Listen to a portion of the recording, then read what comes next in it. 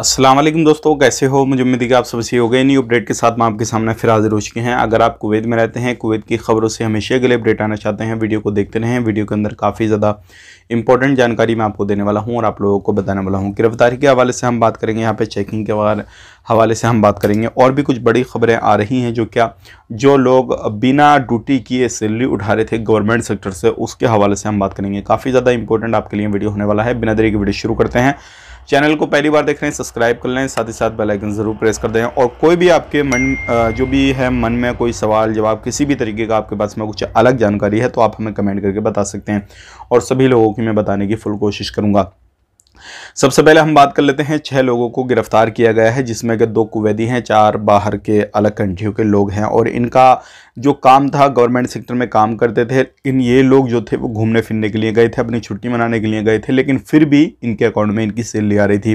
जैसे कि आपको मालूम है, फिंगर का सिस्टम है गवर्नमेंट सेक्टर में सभी में, लेकिन फिर भी इनके फिंगर को जो था किसी के थ्रू लगाया जा रहा था।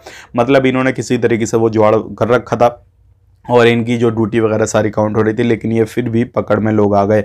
अब पूरे तरीके से इनकी छानबीन चलेगी और कहीं पर भी किसी भी तरीके से ये लोग, और भी कितने लोग जो थे इसमें इन्वॉल्व थे, या फिर किसी भी तरीके से कब से सैलरी उठा रहे थे, क्या था क्या नहीं, पूरे मसले की जांच होगी। अगर आप भी इस तरीके करते हैं बिल्कुल छोड़ दीजिए, आप जो भी है सही तरीके से अपने पैसा कमाइए। अगली खबर की तरफ बढ़ते हैं। जो अगली खबर आ रही है निकल गई, ये फिलीपीन जो है एम्बेसी की तरफ से आ रही है। अलग है, मैं आपको बताना चाहूँगा यहाँ पे जो फिलीपीन के लोग हैं, और फिलीपीन की एम्बेसी में कुवैत के अंदर लगभग 500 से ज़्यादा लोग वहाँ पे जो है रह रहे हैं, क्योंकि ये लोग वो हैं जो क्या अलग अलग तरीके से भागे हुए हैं, कोई कहीं से कोई कहीं से, लेकिन वहाँ पे एम्बेसी में पहुँच गए हैं।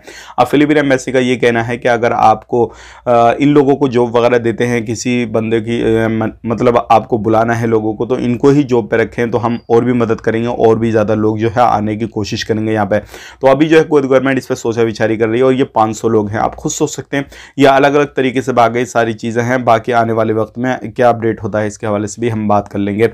अब बात कर लेते हैं अगली खबर की तरफ। जो अगली खबर आ रही है निकल के, ये भी काफ़ी ज़्यादा इंपॉर्टेंट है बारिश के हवाले से। अगर आपने देखा होगा, अभी इस टाइम पे सर्दी का मौसम चल रहा है, चाहे वो सऊदी अरब हो, कुवैत हो, अभी काफ़ी ज़्यादा बारिशें चल रही हैं, और उसकी बिना पे सर्दी हो रही है। और सर्दी की बिना पे लोग अपने रूम के अंदर जो है वो कोयला वगैरह जलाते हैं, या फिर हीटर वगैरह, या कुछ भी इस तरीके से चीज़ों को इस्तेमाल करते हैं, और एक गलती की बिना पे उनकी मौत हो रही है। तो ध्यान रखिएगा, कोई भी चीज़ चलाते हैं तो सोने से पहले उसको बंद कर दें।